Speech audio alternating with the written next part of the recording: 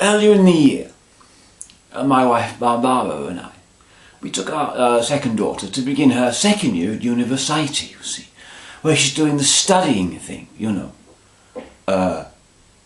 Well, she sort of does a bit of studying in between drinking and generally carousing and, you know, learning about life and stuff.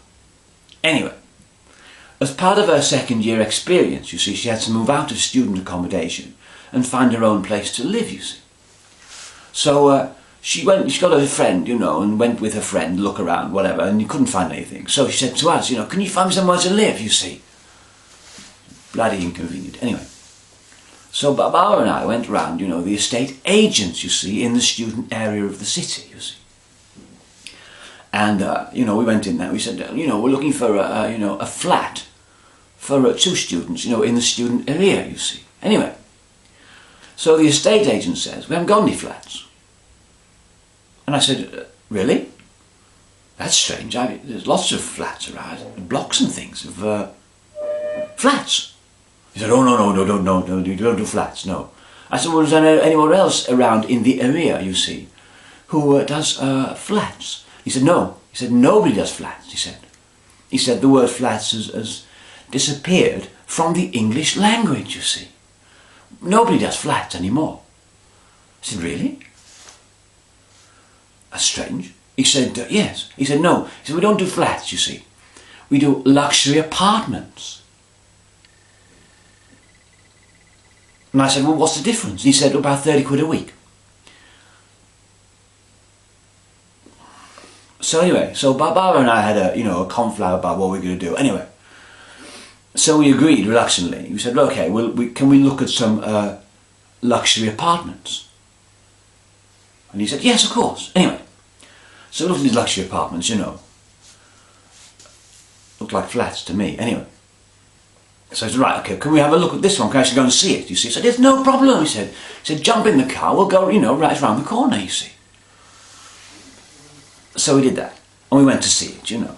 And it's like, well, we looked round, you know. And to me, you see, the thing about being an undergraduate is what you do is you live in a right shithole.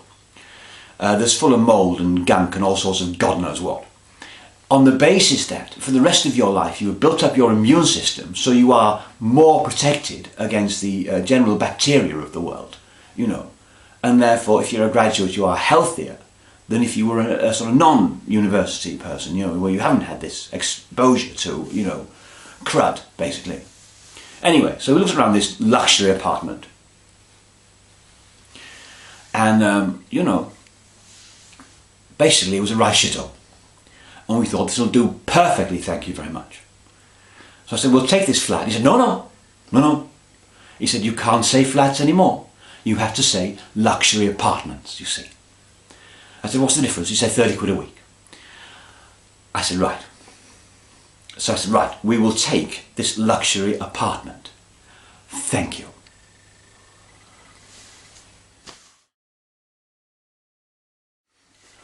You may be aware of a game called Rugby Union, you see, which is very good, you know. And you know, I watch it sometimes on the television. I don't follow it live because I follow Rugby League live, but you know, I watch Rugby Union, you see, and I follow the Six Nations, which is great, and you know, and the World Cup and all that business. Anyway, so you may have followed the ITV coverage of the recent World Cup in Japan.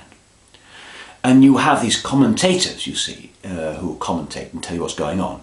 And then you have these pundits who tell you what's going on.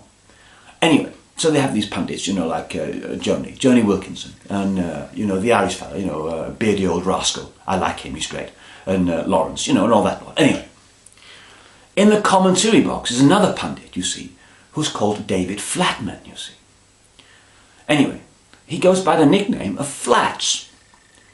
Now, the problem with that is, of course, I've been told, you see, by a very high authority, i.e. a estate agent, that you can't say flats anymore, I'm afraid. So I might suggest very humbly to Mr. Flatman that he changes his nickname from flats to luxury apartments.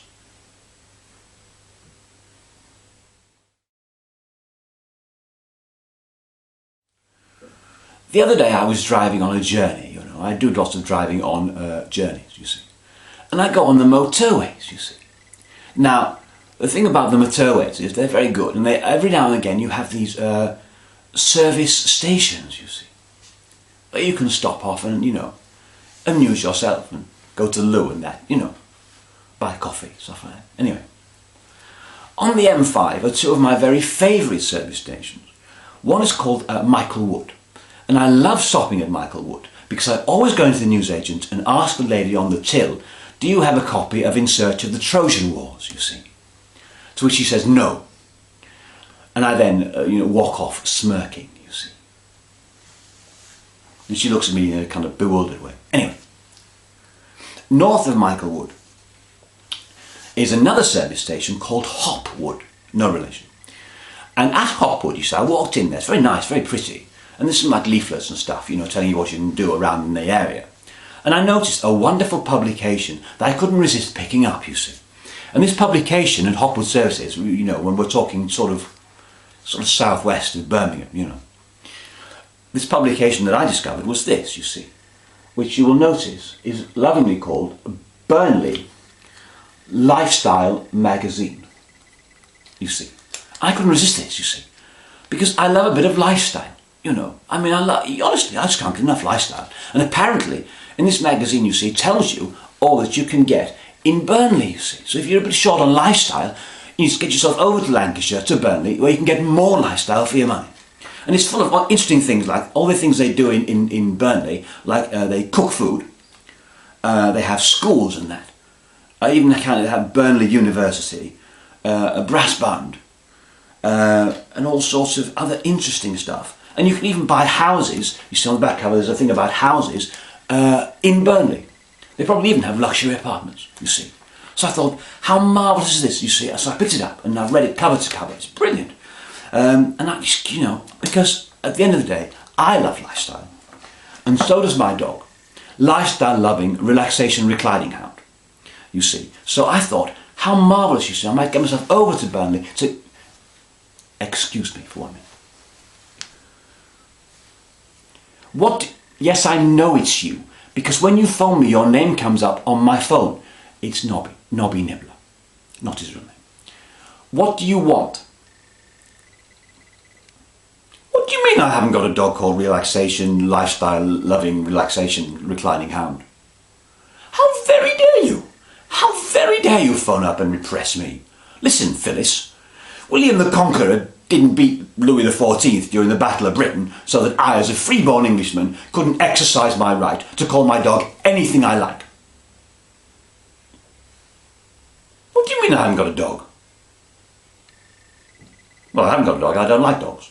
But that isn't the point, you see. What I'm doing is defending a principle established in writing during the Magna Carta, signed by Henry VIII when he was nicking all the Pope's gold or something, that guarantees my right as a freeborn Englishman to, you know, to buy only things made in Britain and picked by British people, including soft fruit, which probably isn't, and stuff like that. So don't you phone up repressing me, you Nazi. What are you up to anyway? Well, we'll get back to lining up your carrot collection by size and leave me alone to continue with my monologue, you see, informing the people about Burnley lifestyle. Bloody ask you, you know. Anyway, where was I? Yes. So, Burnley Lifestyle magazine, you see. And what I was really liked about it, you see, it's always good when you're on a journey, you see, I think, to have a revelation. You know, and I had a revelation about Burnley, you see, and I see it in a new light because of this magazine. It's marvellously full of marvellous... Oh, look, they do some sewing as well. They do sewing as well. It's marvellous in Burnley, you know. And it's nice to think that I have, by virtue of this video, single-handedly put the price of property up in Burnley. However, what was I saying? Oh, yes. It's always nice, on a journey, you see, to have a revelation.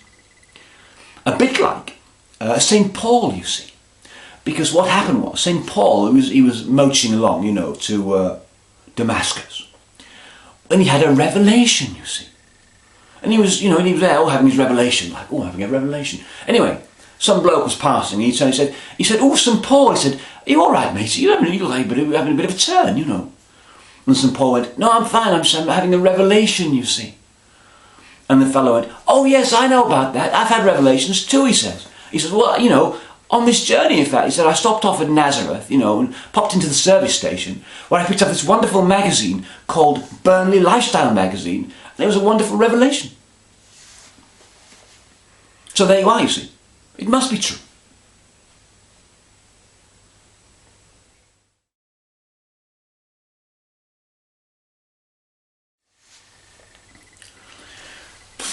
Okay. I shall come clean about all this Hugo stuff, right? Just to let you know and be honest about this, right? Hugo is not actually a real person. That's me doing like acting. And what I do is, you see, just so that you know, and I you know, being honest here, being open and honest and everything, what I do before I go on camera is I ruffle my hair so I look non-threatening and a bit chaotic, so that you will have empathy with me and see me as non-threatening. And then what I do is I'll tell a story to ingratiate myself with you, but I have to be honest, these stories are actually not true. In fact, they're a pack of lies. So just to be very, very specific about what's going on here in these videos is I ruffle my hair to appear non-threatening, and I then tell you a pack of lies, right? Just so that you know, so that you will understand, come the next general election, I shall be standing for Prime Minister.